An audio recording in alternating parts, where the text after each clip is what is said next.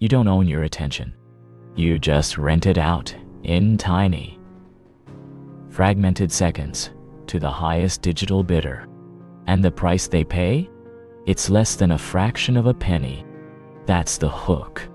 That's the fact you feel in your bones but never had the number for. The entire multi-trillion-dollar economy of the internet, the one that dictates your moods, your desires, your political beliefs, and your self-worth, runs on a currency so cheap, your focus for a single hour is worth less than a piece of candy. And we give it away for free. We are digital sharecroppers on the plantation of our own minds, and the harvest is a constant, low-grade anxiety we've mistaken for being alive. I used to think being busy was a badge of honor. My phone was my command center, buzzing and blinking with the importance of a stock market floor. Every ping was a potential opportunity, every notification a proof that I mattered in the grand, connected scheme of things. I was reachable, always. On the train, in the line for coffee, in the few quiet minutes before sleep. I wore my responsiveness like a suit of armor. Look at me managing it all. Look at me, so needed. But the armor got heavy. It started as a whisper, a feeling I'd catch in the periphery of my vision, like a ghost in my own life. I'd be at dinner with friends, my phone face up on the table like a third-place setting, and I'd realize I hadn't heard a full sentence in 10 minutes. I was there, but I was also elsewhere, scrolling through a stranger's vacation photos, while my own life, my own friends' laughter, became the background noise. Conversation would flow around me, and I'd just dip in and out, like a bird skimming the surface of a lake, never diving deep, never getting wet. I was a curator of experiences, not a participant in them. I had 1,000 connections and not a single one that felt solid enough to lean on. And the noise. God, the noise. It wasn't just auditory. It was a psychic static, a hum in the foundation of my being. It was the endless scroll of bad news and targeted ads, the performative happiness of people I hadn't seen in years, the relentless pressure to have an opinion on everything, instantly. My mind became a browser with too many tabs open, each one playing a different, auto-playing video. I couldn't hear myself think. I couldn't feel myself feel. I was just a conduit, a processing unit for an infinite feed of information I never asked for and didn't need. I remember the moment the wire snapped. It was a Tuesday. Nothing special. I was sitting on my couch, phone in hand, thumb moving on its own accord, a mindless muscle memory swipe, and I just stopped. I looked at the screen, at the bright, meaningless pixels, and I felt a profound, soul-crushing emptiness.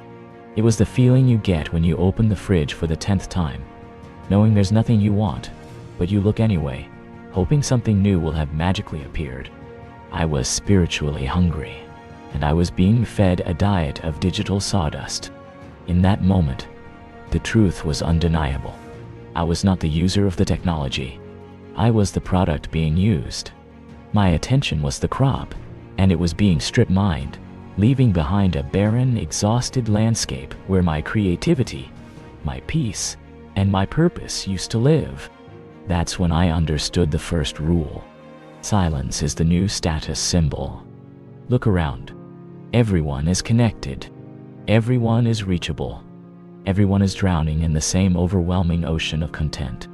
But the ones who can disconnect, the ones who can float to the surface and breathe the fresh, quiet air, they're the rare ones. They're the new elite.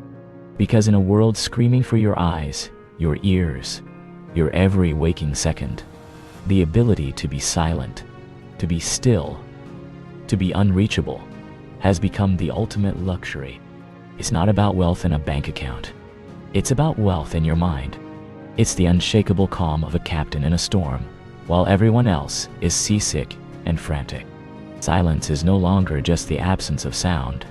It's the presence of yourself. And this is the brutal, biological truth we all ignore. Your mind wasn't built for infinite noise. It's a magnificent, ancient instrument, designed for tracking seasons, reading faces, telling stories around a fire.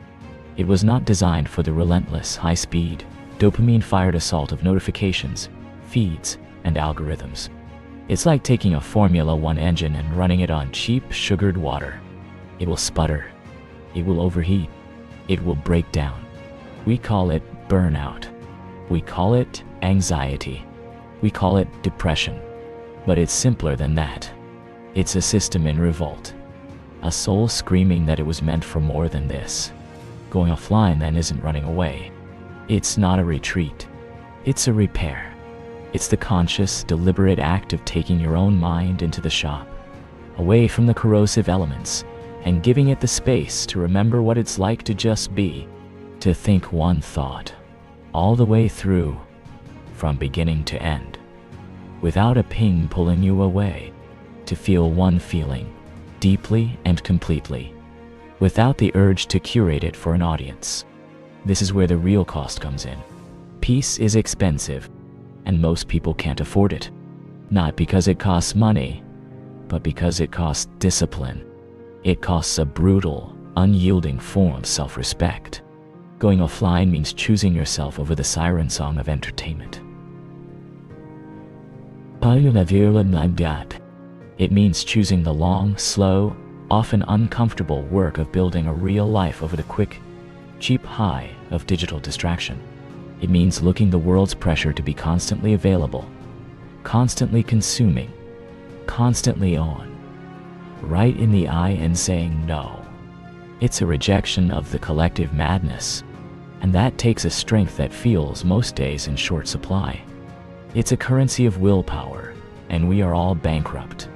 But when you start to pay that price, when you begin to invest in your own silence, you start to notice the dividends. You realize the richest moments were always the quiet ones. They were just buried under the noise. A walk in the park without checking your phone. Not to post a picture of the trees, but to actually see the trees. To notice the way the light filters through the leaves. To feel the crunch of gravel under your feet. To hear the distant laughter of children, and let it be just that. A beautiful, fleeting sound. Not a prompt for a memory or a post. A meal without scrolling. To actually taste the food. To feel its texture. To engage in a conversation so deep and present that the world outside the restaurant window ceases to exist.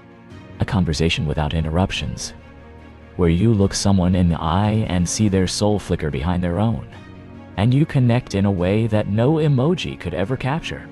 These moments used to be normal. They were the default setting of a human life. Now they are luxury items, rare, precious, and more valuable than any like or share. And this is where you find your power. Being unreachable is power. Think about it. Everyone wants instant access to you. Your boss, your friends, the advertisers, the news cycles. The entire grasping digital world believes it has a claim to your time, your energy, your attention. It operates on the assumption of your availability. To go offline is to shatter that assumption. It is to declare with your actions a simple, revolutionary truth. I own my life, not the internet, not my inbox, not my social feed. Me. My time is my sovereignty. My attention is my throne. And when I choose to withdraw it, I am not being rude. I'm being regal. I am drawing a line around the sacred ground of my own existence and guarding it like the most precious resource I have, because it is. When you disconnect from the world, you reconnect with your goals. This is the alchemy of silence. The external noise dies down, and an internal signal you forgot was broadcasting suddenly comes in, clear and strong. Your ideas get louder. That book you wanted to write, that business you wanted to start, that skill you wanted to learn. It stops being a faint whisper in the back of your mind and becomes a clear, compelling voice. Your purpose becomes clearer because you're no longer being told what to want by 1,000 different sources. You can finally hear what you want. But your ambition wakes up from its digitally induced coma, stretches its limbs, and remembers its own strength. Offline is focus. It's the sharpening of the blade. It's the quieting of the crowd so the athlete can hear the starter's pistol.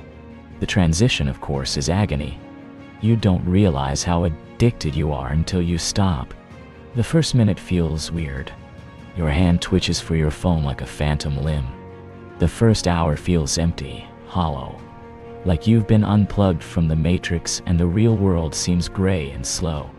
You'll feel a jittery anxiety, a sense that you're missing something vitally important. You're missing the noise. And your brain, like any addict, is screaming for its fix. But you have to sit in that emptiness. You have to let the withdrawal wash over you. And then, something miraculous happens. Your mind starts working again. Not reacting, not consuming, but working. Creating. You'll remember a song you haven't heard in years. You'll have a sudden brilliant solution to a problem that's been nagging you for weeks. Your creativity returns, not as a forced effort, but as a natural overflow. Your presence returns. You'll find yourself actually listening to the rain on the roof. You'll notice the way your dog looks at you with unconditional love. A look you were always too distracted to fully receive. Your self returns. Person you were before the world got its hooks in you. The curious, the calm, the creative, the whole. And you realize, with a shock that feels both heartbreaking and exhilarating, that the real world still exists. It was here all along, waiting for you. Go touch it. The sunlight on your skin is a higher resolution than any screen. The breeze that rustles the leaves has a sound more complex than any algorithm can produce. Your family, their faces, their stories, their messy, beautiful, uncurated lives are the only content that will ever truly matter. Your dreams, the big, audacious ones you used to have as a kid, they aren't in your phone. They are out there, in the world of atoms in action, waiting for you to build them with your own two hands.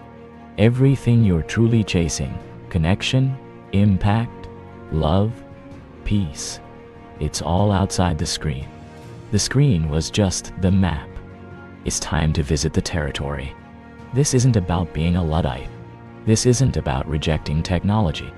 It's about mastering it. Offline isn't old school. It's elite discipline. Anyone can scroll. It's the path of least resistance. It takes zero effort, zero will, zero strength to sink into the digital couch and let the hours bleed away. Anyone can waste time. It's the easiest thing in the modern world, but only a few can walk away. Only a few can feel that pull, that seductive siren song of endless content, and have the fortitude to turn their back on it, to say no. My time is worth more than this. My mind is worth more than this. My life is worth more than this. And those few, the ones who guard their attention like the crown jewel it is, they are the ones who build empires. Not just of business, but of self. They build a life of intention, of depth, of meaning. They are the modern monks, and their monastery is their own focused, disciplined mind. Because your future self lives offline. Think about that person. The person you want to be in 5 years. The one who is fitter, smarter, more skilled, more at peace, more successful. That person is not being built in the minutes you lose to endless scrolling. That person is being forged in the hours of deep work, in the moments of quiet reflection, in the focused pursuit of a single, meaningful goal. Your goals, your career, your body, your peace, they all grow faster when the phone is quiet. The digital world is a field of weeds that will choke out the seeds of your future if you let it. Offline time is the sunlight and water those seeds desperately need. It is the fertile ground where your potential finally gets to sprout. So, what do? You start small. You don't have to throw your phone in the ocean. That's not the point. Point is to reclaim your sovereignty 1 minute at a time. Start with an hour. Just one single, uninterrupted hour. Put your phone in another room. Sit with the discomfort. Let the anxiety rise and fall like a tide. And in that space, do one thing. Just one. Read a book. A real paper book. Feel the pages. Smell the ink. Go for a walk. Leave the phone at home. Look at the world. Really look at it. Talk to someone you love. Look them in the eye and ask a real question. And then listen, truly listen, to the answer. You will feel the difference. It will feel like coming home after a long, exhausting journey. You will remember what it feels like to be bored. And in that boredom, you will find the birthplace of every great idea you've ever had. You will remember what it feels like to be lonely. And in that loneliness, you will discover the profound truth that your own company is not something to be escaped, but something to be cherished. You will feel the gears of your own mind, once clogged with digital grime, begin to turn smoothly again. You will feel your own rhythm return, the slow, steady, human rhythm that the internet tried to replace with its frantic machine gun beat. This is your one change. This is the lever that moves your world. It's not a diet. It's not a new productivity hack. It's a fundamental renegotiation of your relationship with the most valuable thing you possess, your attention. It's you finally becoming the landlord of your own mind and evicting the tenants who have been trashing the place for years. It's you taking back the deed to your own life. The world will not make it easy for you. It will call you. It will ping you. It will buzz and blink and scream for your return. Your own habits will fight you, like a river, fighting to return to its well-worn course. But you have to be the engineer. You have to dig a new channel, a quieter one, a slower one that leads to the ocean of your own potential, not the swamp of collective distraction. So, don't start tonight. When you finish listening to this, don't immediately pick up your phone. Let the silence sit for a moment. Let the words land. Feel the space they create. And then, make a choice. Just one. Small choice to be the master of your own attention, if only for a few minutes longer. That's how it begins. Not with a grand declaration, but with a quiet, personal revolution. A single conscious breath, taken in a room without a screen. That is where your new life starts. That is where you become truly unreachable, unstoppable, and finally, undeniably yourself.